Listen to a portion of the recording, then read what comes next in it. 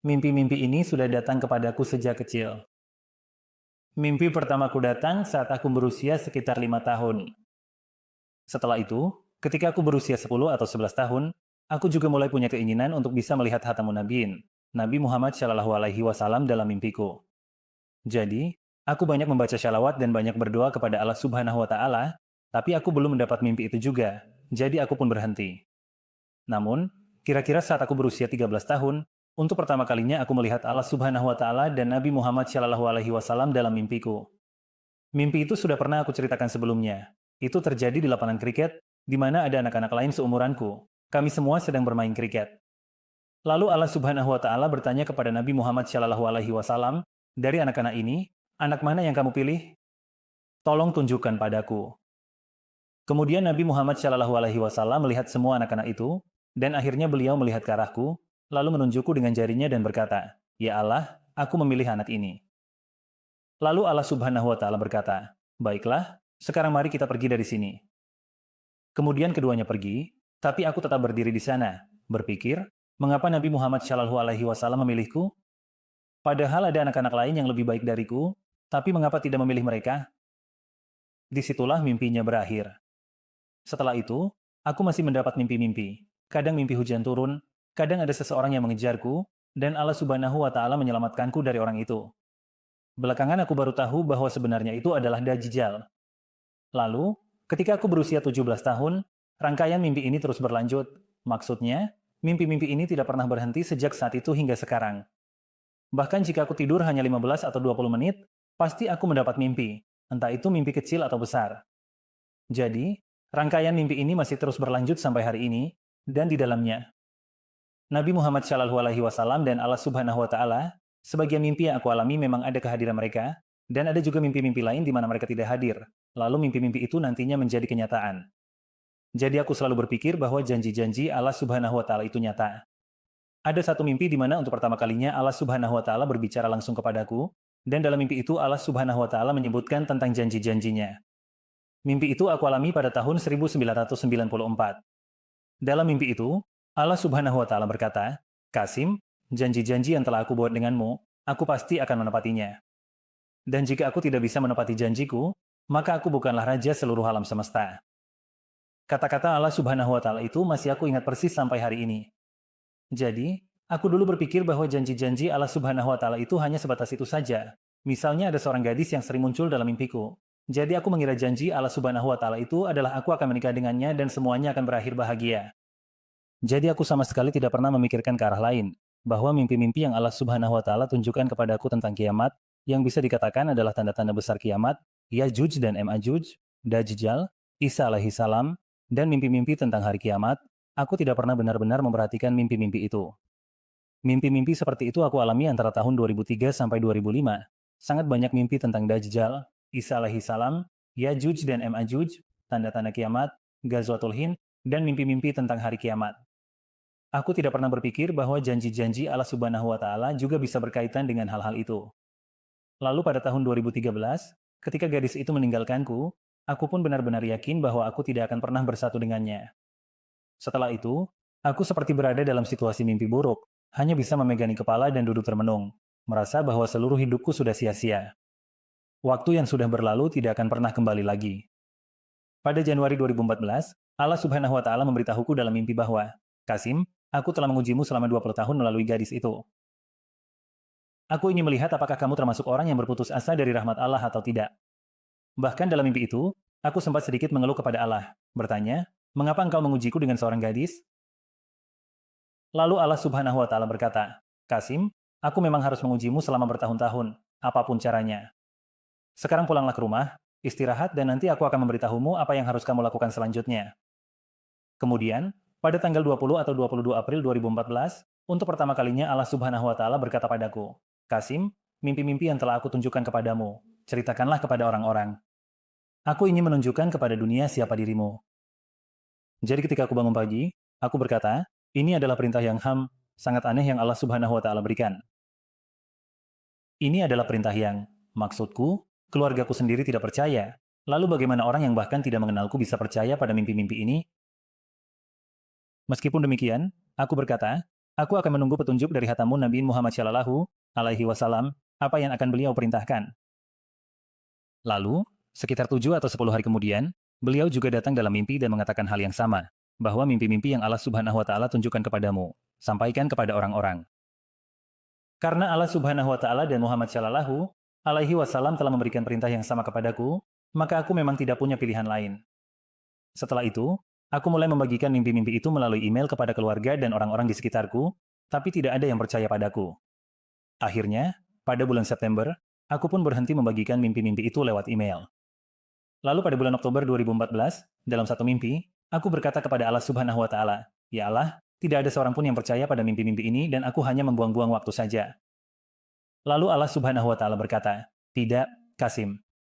Ketika aku berniat melakukan sesuatu, maka aku pasti akan melakukannya, dan tidak ada seorang pun yang bisa menghalangiku." Setelah itu, Allah Subhanahu wa Ta'ala memanggil internet dan memerintahkannya, sebarkan mimpi-mimpi Qasim ini ke seluruh dunia. Maka internet pun menyebarkannya ke seluruh dunia. Setelah itu, pada Januari 2015, aku mulai membagikan mimpi-mimpiku secara online. Pertama, aku mendapat sedikit gambaran dari mimpi itu. Dan kedua, pada awal Desember, hatamu Nabi Muhammad datang lagi dalam mimpiku pada malam yang sama dan beliau berkata kepadaku, "Qasim, ceritakan mimpimu kepada orang-orang untuk menyelamatkan Pakistan dan menyelamatkan Islam." Jadi, beliau datang lagi pada malam yang sama. Setiap kali hatamu Nabi Muhammad Shallallahu Alaihi Wasallam datang lagi dalam mimpiku pada malam yang sama, itu berarti aku harus melakukan hal tersebut. Jadi, pada Januari 2015 aku mulai membagikan mimpi-mimpi itu.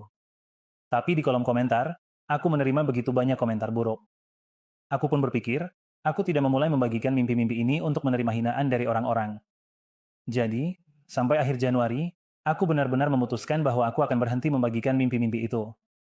Lalu pada tanggal 8 Februari 2015, dalam mimpi itu, aku melihat hatamu Nabi Muhammad Shallallahu Alaihi Wasallam, suara beliau terdengar sangat sedih, seolah-olah, jika saya meninggalkan pekerjaan ini, itu akan menjadi masalah besar bagi beliau.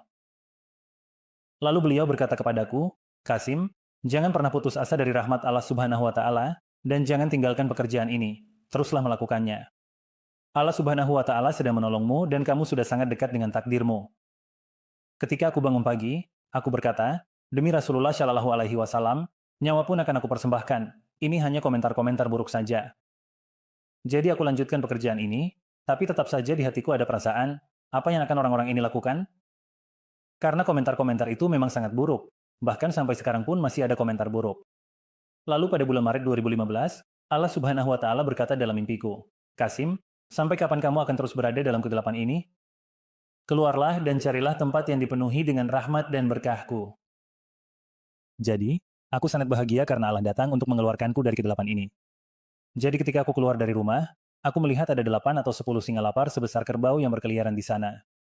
Maka aku lari kembali ke dalam rumah, aku berkata, mereka pasti akan memakanku hidup-hidup.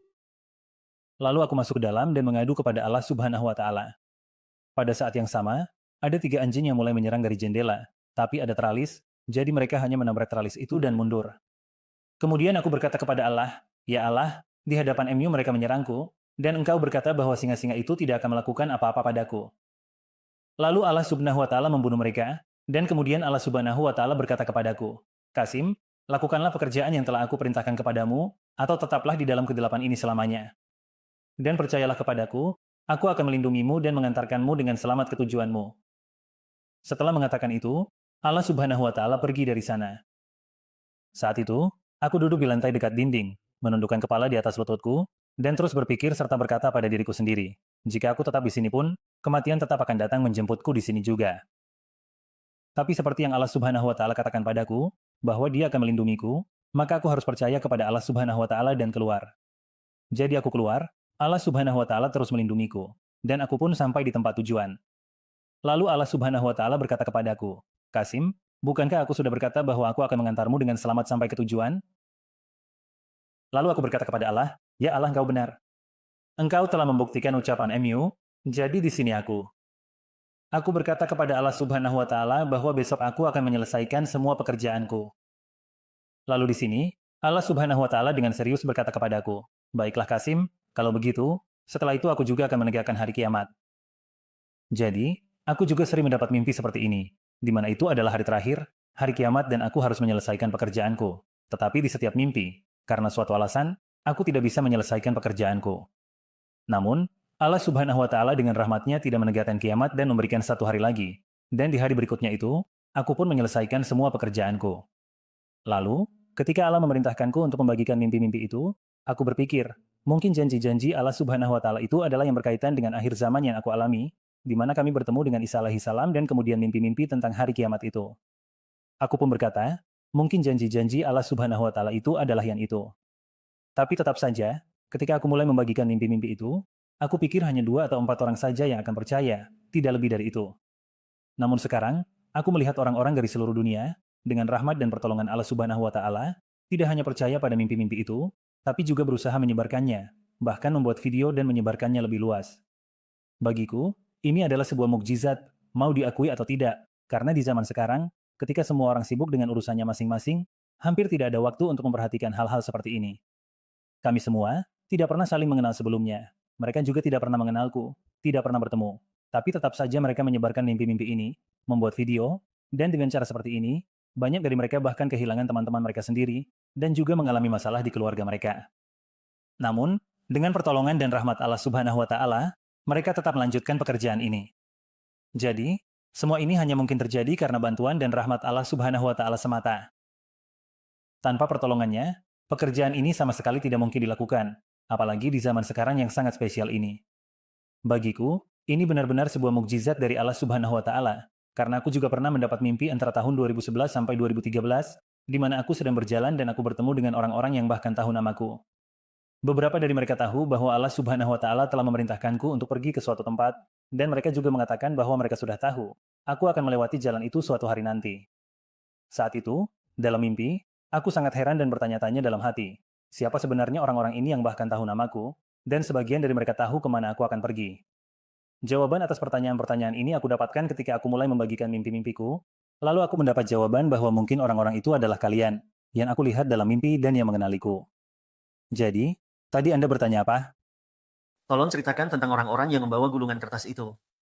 Ya, ketika aku mulai membagikan mimpi-mimpiku, maka di dalamnya Allah Subhanahu wa Ta'ala dan hatamu Nabi Muhammad Shallallahu alaihi wasallam mulai muncul sedikit lebih sering dari biasanya.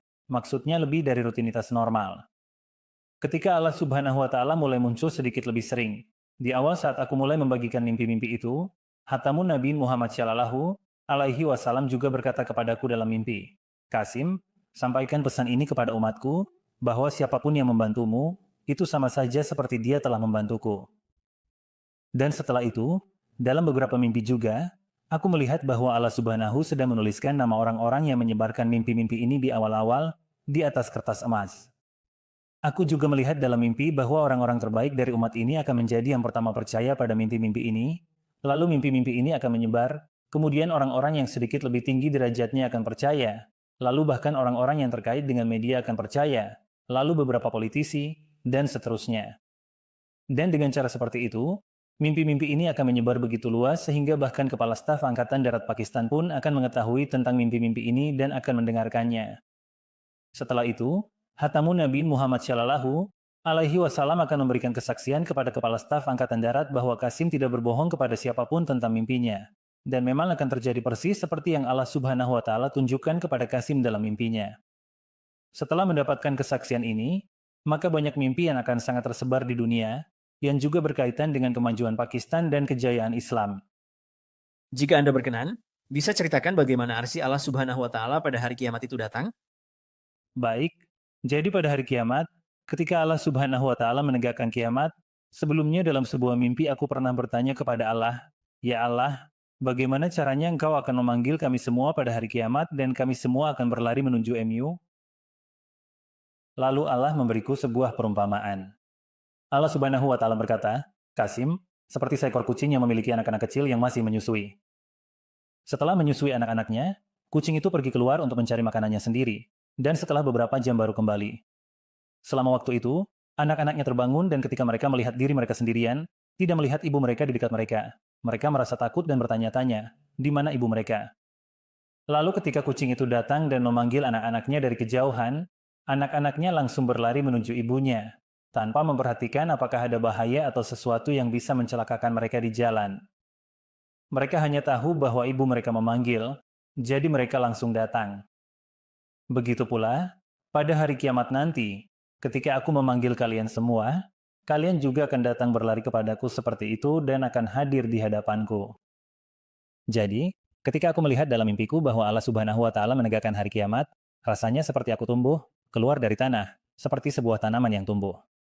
Begitulah aku merasa, seolah-olah aku tumbuh dari bumi, dan begitu aku bangkit, aku sudah tahu bahwa aku harus pergi kepada Allah Subhanahu wa Ta'ala yang Maha Agung, yaitu harus menghadapnya. Lalu aku berjalan cepat ke sana, seolah-olah Allah Subhanahu wa Ta'ala sudah memberitahuku sebelumnya di mana aku harus berdiri. Jadi aku pergi ke sana dan berdiri di tempat itu, dan di sana, Hatamun Nabi Muhammad Shallallahu Alaihi Wasallam sudah berdiri di depan. Jadi, pada hari kiamat, arsy Allah Subhanahu wa Ta'ala itu punya bayangan, seperti bayangan di waktu sore yang memanjang. Jadi, seperti ini adalah bayangan arsy Allah, dan di sini adalah padang mahsyar, lalu matahari ada di sisi ini dengan ukuran yang sangat besar. Ketika cahayanya datang seperti itu, maka bayangan dari arsy Allah Subhanahu wa Ta'ala menjadi bayangan yang panjang seperti ini. Jadi, yang paling depan adalah penutup para nabi, Muhammad Shallallahu Alaihi Wasallam, yang berdiri di sana. Lalu di belakang beliau adalah umat beliau, kemudian setelah itu Nabi Ibrahim alaihi salam dan umat beliau, lalu setelah itu semua nabi Allah dan umat mereka secara berurutan. Itulah yang aku lihat dalam mimpiku. Jumlah umat penutup para nabi, Muhammad Shallallahu Alaihi Wasallam, sangatlah banyak dibandingkan dengan umat para nabi lainnya. Jadi, aku berdiri di sana, dan bersamaku ada orang-orang yang juga bersamaku di dunia. Lalu kemudian, Nabi Muhammad Shallallahu Alaihi Wasallam datang ke sini untuk bertemu dengan kami. Semua orang yang ada di sana, semuanya bertemu langsung dengan penutup para nabi, Muhammad Shallallahu Alaihi Wasallam. Beliau berkata bahwa kalian telah bersama Qasim di dunia dan telah berjuang untuk Islam. Maksudnya berkaitan dengan mimpi-mimpi yang datang waktu itu. Saat itu, aku sendiri tidak tahu apa sebenarnya amalan terakhir yang telah kami lakukan sehingga penutup para nabi, Muhammad Shallallahu Alaihi Wasallam, datang menemui kami lebih dulu. Jadi, pada saat itu aku tidak mengerti. Tapi sekarang aku paham bahwa mungkin itu adalah pekerjaan yang berkaitan dengan kejayaan Islam. Lalu, penutup para nabi, Muhammad Shallallahu Alaihi Wasallam, berkata kepada kami bahwa hari ini Allah Subhanahu wa Ta'ala akan membuat kalian bahagia. Allah Subhanahu wa Ta'ala akan menurunkan rahmat dan berkahnya kepada kalian. Jadi, seperti itulah yang aku lihat dalam mimpi itu, dan bahkan di dalam mimpi pun aku terus berpikir dan merasa heran, apa sebenarnya yang telah kami lakukan di dunia sehingga penutup para nabi, Muhammad Shallallahu Alaihi Wasallam, datang menemui kami. Jadi, mimpi itu seperti itu. Selain itu, ada juga banyak mimpi lain. Di dalamnya, ada sebuah area di mana semua orang kafir berdiri, dan leher mereka terbelenggu, seluruh tubuh mereka terikat rantai. Hari itu terasa sangat berat bagi mereka, tidak ada tempat berteduh untuk mereka, dan tanah pun terasa panas membakar mereka. Mereka benar-benar merasakan panas yang menyengat dari tanah.